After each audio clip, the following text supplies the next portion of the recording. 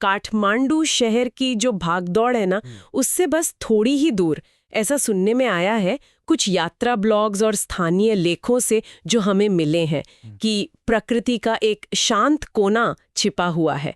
तो आज हम इन्हीं स्रोतों पर थोड़ी गहराई से चर्चा कर रहे हैं, ये जानने के लिए कि ये जो गुर्जे झरना है, इसमें आखिर ऐसा क्या खास है, लोग क्यों जा रहे हैं वहाँ। चलिए देखते हैं इस उभरती हुई जगह में क्या है। ये काठमांडू घाटी के उत्तरी बाहरी इलाके में है, टोखा के पास, है ना? हाँ बिल्कुल। और दिलचस्प बात यह है कि ये जगह शहर के बिल्कुल केंद्र से देखा जाए तो ज्यादा दूर भी नहीं है। स्रोतों में यही लिखा है करीब 15 से 18 किलोमीटर। तो गाड़ी से जाएं तो समझ लीजिए लगभग 1 से 1.5 घंटे का ही रास्ता है।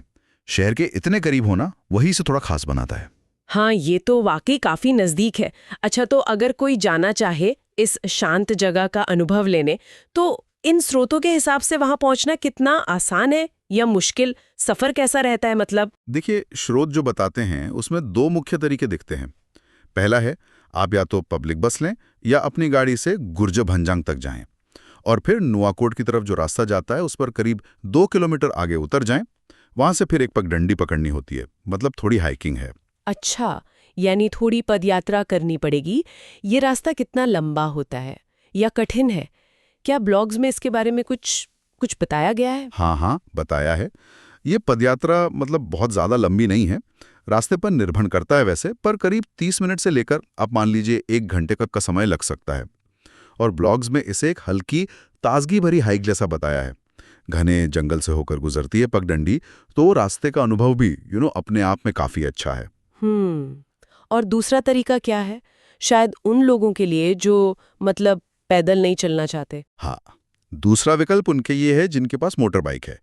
स्रोत ये बताते हैं कि बाइक से तो आप झरने के काफी करीब पहुंच सकते हैं, मतलब बस 1 मिनट की पैदल दूरी रह जाती है फिर। तो ये उन लोगों के लिए बहुत ही सुविधाजनक है जो सीधे झरने तक ही पहुंचना चाहते हैं। अच्छा, तो मतलब पहुंचने के लिए ठीक ठाक विकल्प हैं, चाहे आप थोड़ा चलकर प्रकृति के बीच जाना चाहें या फिर सीधे सवारी से। अच्छा, अब बात करते हैं मुख्य आकर्षण की। ये जो लेक और ब्लॉग्स हैं, इनमें झरने और उसके आसपास के माहौल को कैसे दिखाया गया है? क्या चीज है जो इसे यादगार बनाती है? सभी स्रोत एक बात पर तो सहमत दिखते हैं, वो है वहां का शांत माहौल और प्राकृतिक सुंदरता। आप सोचिए, घना हरा भरा जंगल और उसके बीच से बहता हुआ एक खूबसूरत झरना।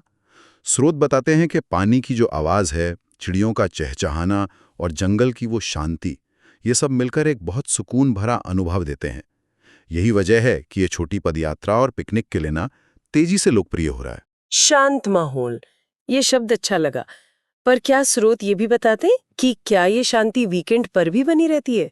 क्योंकि आजकल अक्सर होता है ना, ऐसी जगहों पर एकदम से भीड़ बढ़ जाती है। हाँ, ये अच्छा सवाल पूछा आपने। कुछ स्रोत हैं जो इशारा करते हैं कि वीकेंड पर और खासकर अगर मौसम अच्छा हो तो यहाँ लोगों की आवाजाही थोड़ी बढ़ जाती है। हालांकि अगर आप वीकडेज में जाएं तो वहाँ अब भी काफी शांति रहती है। तो हाँ, ये दिखाता है कि जगह की लोकप्रियता तो बढ़ रही है। समझी। और अगर कोई इसकी पूरी खूबसूरती देखना चाहे तो इन स्रोतों के मुताबिक वहां जाने का सबसे सही समय कौन सा है? स्रोत खास तौर पर मानसून और उसके ठीक बाद के समय का जिक्र करते हैं, मतलब जून से सितंबर के बीच का जो समय है।